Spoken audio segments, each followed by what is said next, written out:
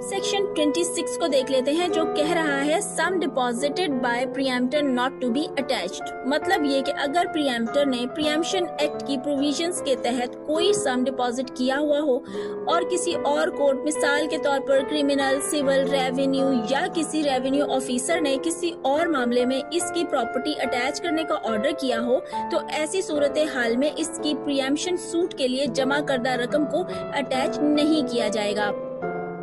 Section 27 determination of price की बात कर रहा है। सेक्शन 27 का सब सेक्शन 1 कहता है कि अगर पार्टीज इस प्राइस पर एग्री नहीं होती जिस पर प्रीएम्प्टर अपना राइट ऑफ प्रीएम्पशन एक्सरसाइज करना चाहता है, तो कोर्ट ये डिटर्मिन करेगी कि आया जिस प्राइस पर सेल होने जा रही है इसे इन गुड फेथ फिक्स या पे किया गया है। लेकिन अगर कोर्ट को ये पता चले कि सेल प्राइस फिक्स या पेड नहीं है, तो कोर्ट इस प्रॉपर्टी की प्राइस मार्केट वैल्यू के हिसाब से फिक्स कर देगी, जो प्रीएम्प्टर को पे करनी पड़ेगी।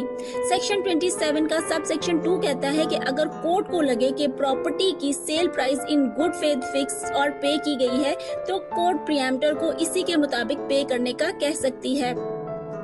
अब सवाल आता है कि मार्केट वैल्यू किस तरह डिटरमिन होगी, तो इसका जवाब हमें सेक्शन 28 में मिलता है, जो market value how to be determined की बात करता है। सेक्शन 28 वैल्यू डिटरमिन करके इसे एज एविडेंस पेश करने के लिए अदर मैटर्स के अलावा मंदरजा झेल कुछ फैक्टर्स को कंसिडर करने के लिए कहता है। आप देख लेते हैं कि वो कौन से इम्पोर्टेंट फैक्टर्स हैं जिन्हें वैल्यू डिटरमिन करते हुए कोर्ट को ध्यान में रखना चाहिए। सबसे पहले सेक्शन 28A कहता है कि कोर्ट को ये देखना चाहिए कि एक्चुअली वेंडर ने वेंडी से कितनी प्राइस या वैल्यू रिसीव की। दूसरे नंबर पर सेक्शन 28B कहता है कि कोर्ट को प्रॉपर्टी से हासिल होने वाले एनुअल नेट प्रॉफिट की औसत के बारे में अंदाजा होना चाहिए। सेक्शन 28C के मुताबिक कोर्ट को मुतल्लिका प्रॉपर्टी के नेबरहुड में वाक़ई प्रॉपर्टीज की वैल्यू को भी नजर में रखना चाहिए। सेक्शन 28D कहता है कि कोर्ट को हाल ही में इस प्रॉपर्टी की वैल्यू के हिसाब से मिलती जुलती प्रॉपर्टीज की सेल पर भी नजर रखनी चाहिए।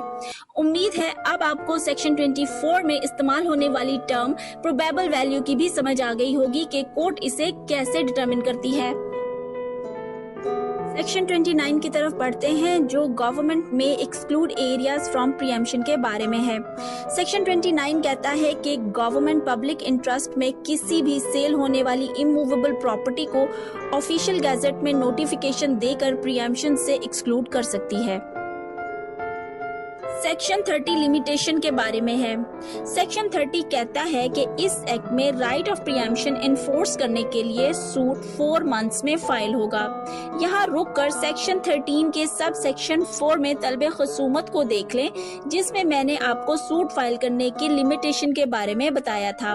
वो 4 मंथ्स का पीरियड सेक्शन 30 के तहत अप्लाई होता है। अब सवाल ये पैदा होता है कि 4 मंथ्स का टाइम पीरियड काउंट कैसे होगा। इस सवाल का जवाब हमें सेक्शन 30 में तफसील के साथ मिलता है। आए देखते हैं। सेक्शन 30 की क्लॉज ए के मुताबिक limitation period registered sale deed की डेट से काउंट होगा, यानी जिस डेट को सेल डीड रजिस्टर्ड होगी इसी दिन से।